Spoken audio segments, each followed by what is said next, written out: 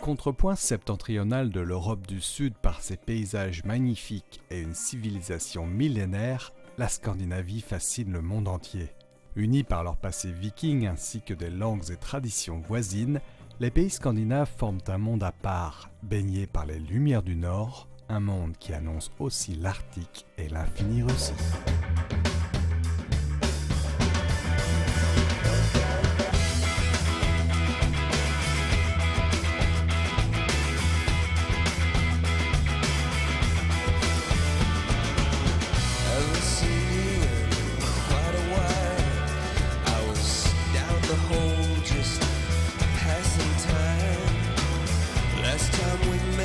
À moins que l'on y pénètre en bateau en partant de leur embouchure, c'est le plus souvent en franchissant des cols de montagne les surplombant que l'on aborde les fjords. La vue sur le fond du Sognefjord, le plus long d'Europe, et le petit port de Flam est par exemple extraordinaire. C'est ici qu'on embarque pour une croisière entre des falaises escarpées qui s'élèvent jusqu'à 1000 mètres au-dessus du niveau de la mer. Cascades et paysages grandioses s'y succèdent à l'ombre d'immenses glaciers.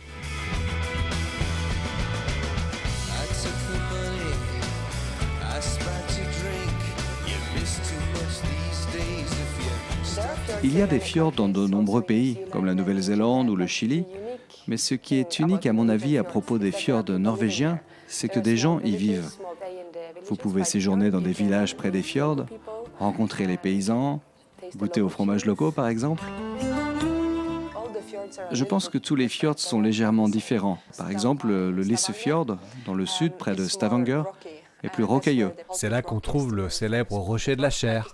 Il est différent par exemple du Hardangerfjord, au contraire, qui est plutôt le fjord romantique, avec beaucoup d'arbres fruitiers, des cerisiers, des pommiers. Le Sognefjord, lui, est le grand fjord. Il fait 200 km de long et s'étire jusqu'au glacier. Il y a bien sûr le Nordfjord et aussi le Geiranger.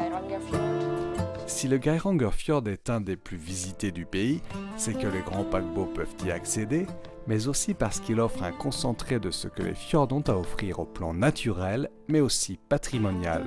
On pense notamment aux célèbres églises de bois, les Stavkirker. Pour comprendre les fjords, il faut aussi s'intéresser aux glaciers qui les ont creusés. C'est d'ailleurs en Norvège que se trouve l'un des plus grands glaciers d'Europe, le Jostedalsbreen, qui couvre près de 500 km².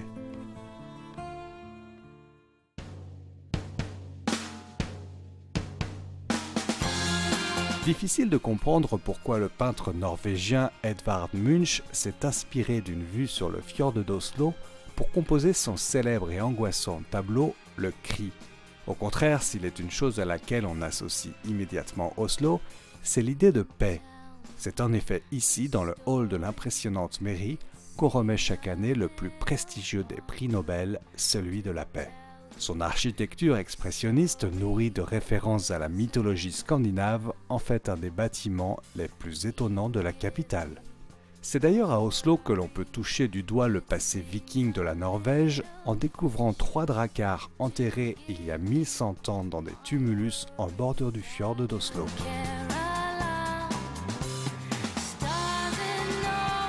Oslo ne garde que peu de traces de son passé ancien. Le château d'Akershus et la place de l'ancien hôtel de ville possèdent cependant un certain charme. Le quartier autour de la prestigieuse avenue Karl Johan dégage une atmosphère chic et décontractée. À 2 pas du centre-ville, le magnifique parc consacré au sculpteur Gustav Vigeland attire plus d'1 million de visiteurs par an. Assoupi et même en crise dans les années 90, Oslo connaît aujourd'hui un renouveau urbain impressionnant dont la pièce maîtresse est sans aucun doute le nouvel opéra et ballet.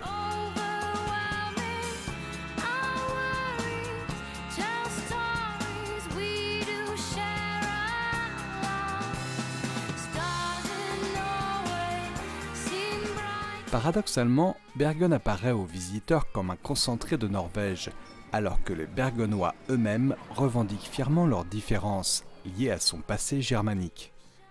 Port de commerce entouré de montagnes, elle séduit par ses adorables ruelles pentues où s'alignent les maisons de bois colorées.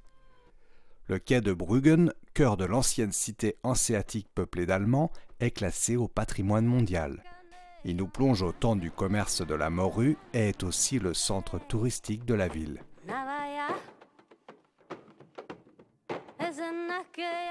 Comme dans toute la Norvège, le chômage dépasse à peine 3% et les activités pétrolières ont supplanté la pêche pour faire du pays un des plus riches au monde.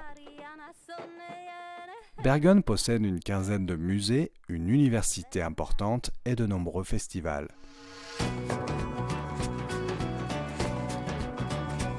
Mais il faut reconnaître que l'âme de Bergen est surtout nourrie, inspirée, voire parfumée par la mer et la pêche. Le célèbre marché aux poissons, connu depuis le Moyen-Âge, est là pour le rappeler aux visiteurs qui s'y pressent tout au long de l'année.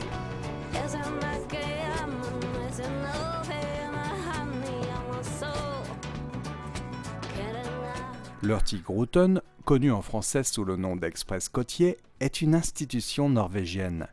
Cela fait plus d'un siècle qu'il relie quotidiennement, hiver comme été, la ville de Bergen à celle de Kirkenes à l'extrême nord du pays.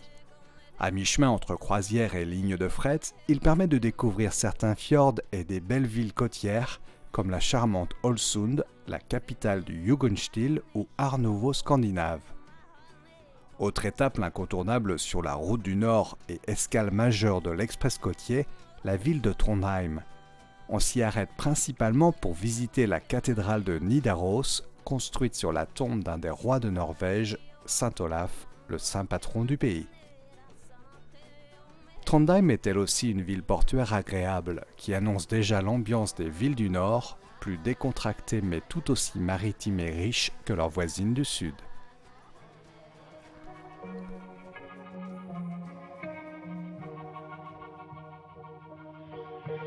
If I'd make the lashes dark or the eyes more bright. Les îles Lofoten sont sans aucun doute l'un des temps forts d'un périple en Scandinavie.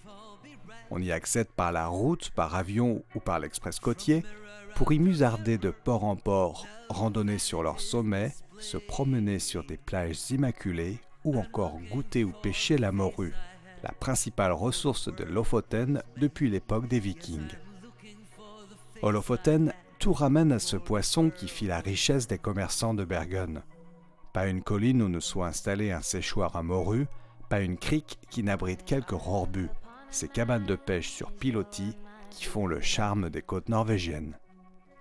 Régulièrement citées comme l'une des plus belles destinations touristiques au monde, les îles Lofoten sont aussi habitées par des communautés de gens de mer dynamiques, connues pour leur sens de la fête.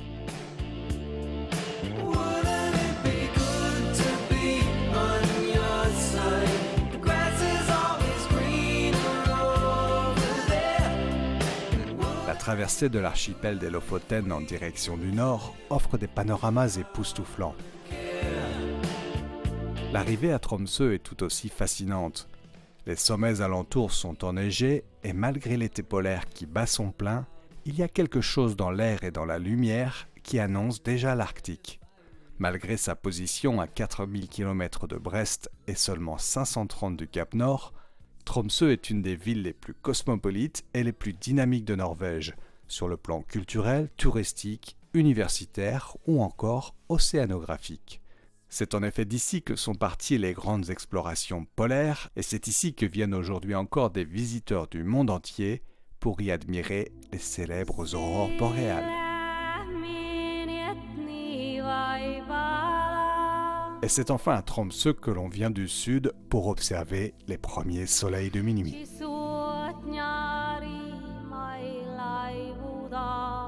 En quittant le Tromsø du nord, on entre dans le Finnmark, la région la plus septentrionale du pays, si l'on accepte les îles Spitsberg.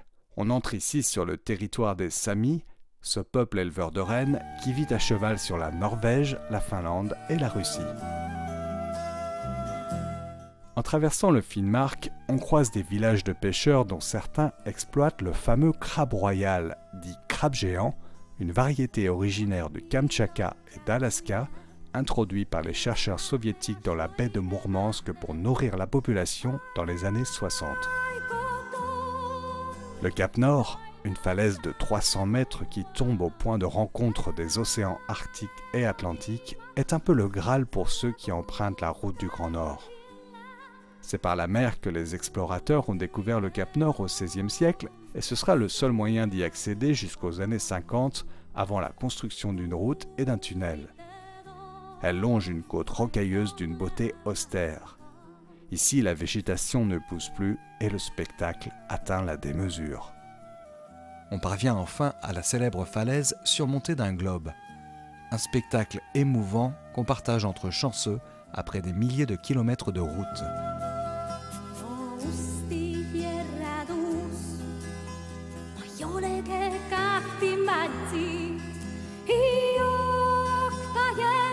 Cette halte sur le coup de minuit est un moment inoubliable, le terme d'un pèlerinage mythique vers un des endroits les plus poétiques au monde.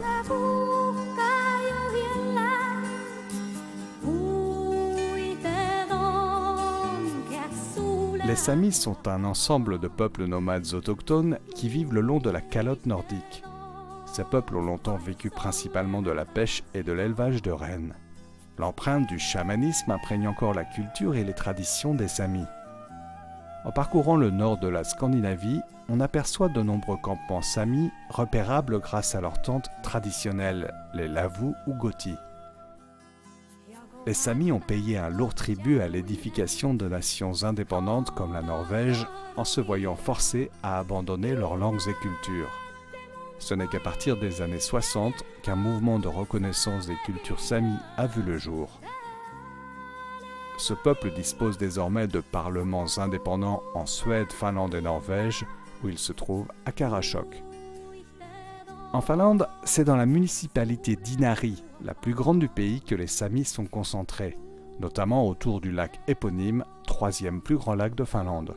Lorsqu'on descend vers le sud, on entre dans la Finlande de carte postale, celle des grands lacs bordés de forêts traversés par des routes rectilignes.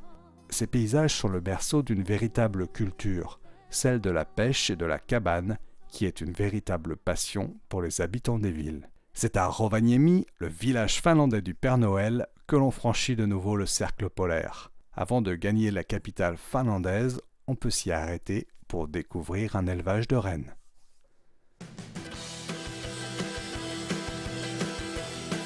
À Helsinki, on mesure à quel point la Finlande se distingue par une langue et une culture distinctes de celles de ses voisins germaniques. Elle s'appuie en partie sur de solides traditions, comme celle du sauna et le culte de la famille.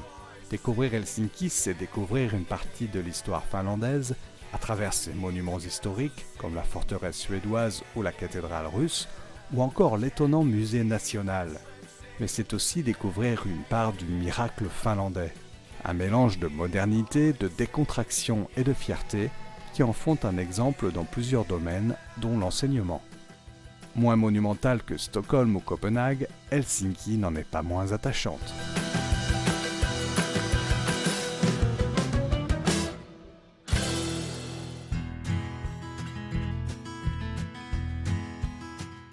C'est en ferry qu'on quitte la capitale finlandaise pour la Suède. L'arrivée dans l'archipel de Stockholm, qui compte 30 000 îles, est spectaculaire. Le voyage touche à sa fin et il faudrait plus qu'une étape pour découvrir la belle capitale suédoise construite sur 14 îles. Gamla Stan, qui fut le cœur de l'ancienne cité hanséatique, est magnifiquement préservé. Au-delà de la ville médiévale, Stockholm marie avec élégance les styles néoclassiques, Jugendstil et l'architecture moderne qui imprègne nombre de ses quartiers. Le tout dans une atmosphère décontractée et un des airs les plus purs parmi les grandes capitales du monde. La ville compte aussi une centaine de musées. Le musée Vasa, le plus fréquenté de toute la Scandinavie, justifie à lui seul une visite de Stockholm. Il présente un galion du XVIIe siècle unique au monde et dans un état de conservation exceptionnel. Loin d'être un espace uniforme, la Scandinavie est un ensemble de pays et régions distincts rapprochés par l'histoire et le culte de la nature. En renonçant à la soumettre pour mieux la préserver, les hommes du Nord inventent les manières de vivre, mais aussi de penser de l'homme de demain. En descendant du Grand Nord vers les villes raffinées du Sud scandinave, les poumons gonflés et les pupilles élargies par les merveilles nordiques, on rêve de garder à jamais une part de l'harmonie du silence et de la majesté qui imprègnent les terres scandinaves. What if I look upon a man as though on my beloved, and my blood be cold the while and my heart unmoved? Why should he think me cruel or that he is betrayed? I'd have him love the thing that was before the world was made. Oh, I'd have him love the thing that was before the world was made.